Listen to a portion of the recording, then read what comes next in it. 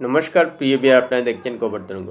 আশঙ্কা মতোই America Iran সংঘাত লেগে গেল। শনিবার সকালে ইসরায়েল ইরানের উপর হামলা শুরু করে, তারপর পাল্টা ইরানও হামলা চালায়। আর ইরানের সহযোগী হয়ে আমেরিকাও ইরানের উপর হামলা করলো। এই সংঘাতের মূল কারণ হলো পরমাণু কর্মসূচি এবং গবেষণা ইরান বন্ধ করতে চায়নি। আমেরিকার রক্তচক্ষু এড়িয়ে নিজেদের পরমাণু কর্মসূচি চালিয়ে যাচ্ছিল ইরান, যার কারণেই ইরানের মতো সন্ত্রাসকে মদতদাতা একটি দেশের হাতে পরমাণু অস্ত্র কোনো অবস্থায় চাইছিল না। কারণ ইরানের হাতে পরমাণু অস্ত্র গেলে হামাস, হিজবুল্লাহ, হুতিদের হাতে চলে যাওয়ার সম্ভাবনা থাকে। আর এইসব সন্ত্রাসীদের হাতে গেলে ইসরায়েলকে পৃথিবী থেকে নিশ্চিহ্ন করে দেওয়ার চেষ্টা করতে পারে। এই কারণেই আশঙ্কা ছিল ইসরায়েলের, এবং স্বাভাবিকভাবেই ইসরায়েলের আশঙ্কা থাকায় পরম মিত্র আমেরিকাও আশঙ্কায় ছিল। আর এই আশঙ্কা থেকেই ইরানের উপর হামলা হলো। সুজা সংঘাতের বার্তা হলো ইরানের পরমাণু কর্মসূচি গবেষণা বন্ধ করতে চাপ দিচ্ছিল আমেরিকা, কিন্তু ইরান বারবার নাকচ করছিল। আর এতেই হামলা হলো। এতে বিশ্ব দুই ভাগ হয়ে গেছে। এক ভাগ ইরানের আয়াতুল্লাহ আলী কামেনির পক্ষে, অন্য ভাগ ইসরায়েল এবং আমেরিকার পক্ষে।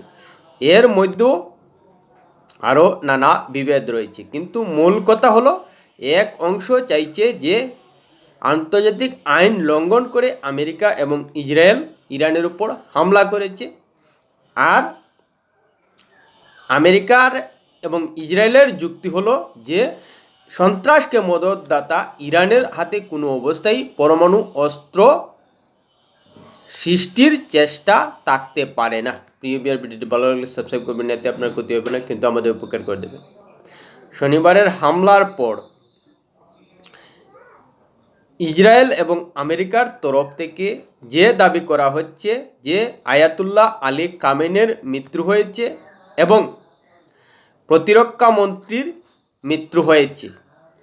ইরান প্রথম অবস্থায় এসব দাবি নাকচ করলেও পরে মেনে নিয়েছে যে তাদের সুপ্রিম লিডার আয়াতুল্লাহ আলী কামেনির মৃত্যু হয়েছে এবং এজন্য 40 দিনের শোক পালনের নির্দেশ দিয়েছে। আর অন্যদিকে ইরান থেকে দাবি করা হচ্ছে যে সৌদি আরব, আরব আমিরশাহী, ইরাক, কাতার, জর্ডন, বাহরিনের মতো দেশে 14টি মার্কিন সেনাঘাঁটিতে আক্রমণ করে ধ্বংস করা হয়েছে। যদিও পাল্টা আমেরিকা দাবি করেছে যে তাদের 14টি সেনাঘাঁটি অক্ষত রয়েছে। এখানে অবশ্যই সত্যমিথ্যা বিষয়টা সহজে অনুমান করা সম্ভব নয়, কিন্তু ইরানের সর্বোচ্চ নেতা, ধর্মীয় নেতা আয়াতুল্লাহ আলী কামেনির যে মৃত্যু হয়েছে সেটা ইরান স্বীকার করে নিয়েছে। এবার বিশ্ব দুই ভাগ হয়ে গেছে। এক ভাগ আয়াতুল্লাহ আলী কামেনির পক্ষে, অন্য ভাগ বিপক্ষে। কিন্তু প্রশ্ন হলো, যারা আয়াতুল্লাহ আলী কামেনির পক্ষ নিচ্ছেন তারা কি সারা বিশ্বে আয়াতুল্লাহ আলী কামেনির মতো স্বৈরাচারী এবং ধর্মীয় রাষ্ট্র অন্যান্য দেশে হলে মেনে নেবেন? হ্যাঁ বলছি বিষয়টা, আয়াতুল্লাহ আলীকে সমর্থন করছেন, কিন্তু প্রশ্ন হলো ভারত যদি হিন্দু রাষ্ট্র হয়, বা আমেরিকা, ইংল্যান্ড, বিভিন্ন ইউরোপের দেশগুলো, আমেরিকার দেশগুলো যদি খ্রিস্টান রাষ্ট্র হয়, তাহলে কি আপনাদের ভালো লাগবে? এবং স্বৈরাচারী হয়, নিশ্চিতভাবে ভালো লাগবে না। সেই ভূমিকায় কিন্তু আয়াতুল্লাহ আলী কামেনি 1989 সাল থেকে রয়ে গেছেন, স্বৈরাচারী ভূমিকায়। এবং গত বছর আমরা দেখতে পেয়েছি কি ইরানে আয়াতুল্লাহ আলী কামেনির সরকারকে সরাতে পথে যারাই আন্দোলনে নেমেছেন তাদেরকেই নিকেশ করে দিয়েছেন, সরাসরি গুলি করে। এতে 20-25 হাজারের মতো ইরানের মৃত্যু হয়েছে। এটা কি মানবতার বধ্যভূমি বানিয়ে দিয়েছেন ইরানকে আয়াতুল্লাহ আলী কামেনি। এতে তাদের সমস্যা নেই। এখানে প্রশ্ন হলো, কিছু বাংলাদেশের মানুষ, কিছু ভারতের মানুষ, কিছু পাকিস্তানের মানুষ আয়াতুল্লাহ আলী কামেনিকে সমর্থন করছে। নির্বাচিত হয়ে আসা শেখ হাসিনা 15 বছর থেকে রাজত্ব করলে স্বৈরাচার হয়ে যান, আর আয়াতুল্লাহ আলী কামেনি নির্বাচন ছাড়া গত 37 বছর ধরে লাগাতার ইরানের সুপ্রিম লিডার এবং সময়ে সময়ে ইরানের মানুষকে হত্যা করছেন। এবং গত বছর তো সমস্ত সীমা ছাড়িয়ে গিয়ে প্রায় 20-25 হাজার ইরানি মানুষকে হত্যা করেছেন। এমন কোনো পাড়া মহল্লা নেই যেখানে ইরানি মানুষের মৃত্যু হয়নি। সেখানে দাঁড়িয়ে একটা মৃত্যুর কসাই কামিনীকে সমর্থন করছেন, লজ্জা করছে না? আপনি যদি ইসরায়েলকে খুনি মনে করেন তাহলে আয়াতুল্লাহ কি? তিনিও তো খুনি। তাহলে খুনির হয়ে কিভাবে দাঁড়াতে পারছেন? তিনি কি নির্বাচিত? তিনি তো নির্বাচিত নন। তাহলে এবং পরিষ্কার আমরা দেখতে পাচ্ছি হামাস, হুতি, হিজবুল্লাহকে সমর্থন করছেন। তাহলে সন্ত্রাসী সংগঠনকে সমর্থন করা এক নেতাকে কিভাবে সমর্থন করে? তার মানে আপনারা সন্ত্রাসী মানসিকতার। আয়াতুল্লাহ সন্ত্রাসী সংগঠনকে সমর্থন দেন, মদত দিচ্ছেন, তাহলে আপনারাও সন্ত্রাসী মানসিকতার, যার কারণে আয়াতুল্লাহ আলীকে সমর্থন দিচ্ছেন। এটা কি করে হতে পারে? কোনো অবস্থায় আমেরিকা ইসরায়েলের সংঘাত এবং আক্রমণকে মেনে নেওয়া যায় না। হ্যাঁ, এটা সত্যি, কিন্তু আয়াতুল্লাহ আলী কামেনিকে সমর্থন করা যাচ্ছে না। ইরানকে ইরানি জনগণের হাতে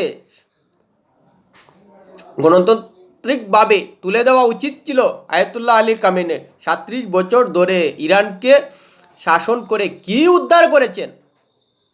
ইরান কি ইউরোপ আমেরিকা থেকে উন্নত রাষ্ট্র হয়েছে? ইরানের মহিলাদের কি বস্তাবন্দি করে রেখেছেন? কেন এইসব হবে? মানুষের, মহিলাদের কেন স্বাভাবিক জীবনযাপনের অধিকার কেড়ে নেবেন? যারা ভারত, বাংলাদেশ, পাকিস্তানের থেকে গণতান্ত্রিক পরিবেশে আয়াতুল্লাহ আলী কামেনিকে সমর্থন করছেন, তারা কোন যুক্তিতে সমর্থন করছেন? তারা কি ধর্মীয় রাষ্ট্র চান? তারা কি এভাবে মহিলাদের সমস্ত দিক থেকে বঞ্চনাটা চান? তারা কি সন্ত্রাসী সংগঠনকে সমর্থন, মদত দেওয়া পছন্দ করেন বলেই কি কামিনীকে সমর্থন করছেন? এটাই তো মনে হচ্ছে যুক্তি। না হলে কামিনীকে সমর্থন করার জন্য একটাও যুক্তি নেই, কিন্তু তারা করছেন। একটাই যুক্তি যে ধর্মীয় গুরামির কারণেই আয়াতুল্লাহ আলী কামেনিকে তারা সমর্থন করছেন, যেটা ভারতীয় উপমহাদেশের জন্য অবশ্যই আশঙ্কার জায়গা রয়েছে। এবং এ নিয়ে অবশ্যই অনেকে ডোনাল্ড ট্রাম্পের ভূমিকা নিয়ে প্রশ্ন তুলছে। ডোনাল্ড ট্রাম্পের ভূমিকা দ্বিতীয় দফায় নির্বাচিত হওয়ার পর থেকেই সন্দেহের আওতায় রয়েছেন। তিনি কখন কি বলছেন, কখন কি করছেন, কোনো ধরনের স্থিরতা নেই। ভেনেজুয়েলায় রাষ্ট্রপতিকে তুলে নিয়েছেন তেলের লোভে। এবার ইরানকে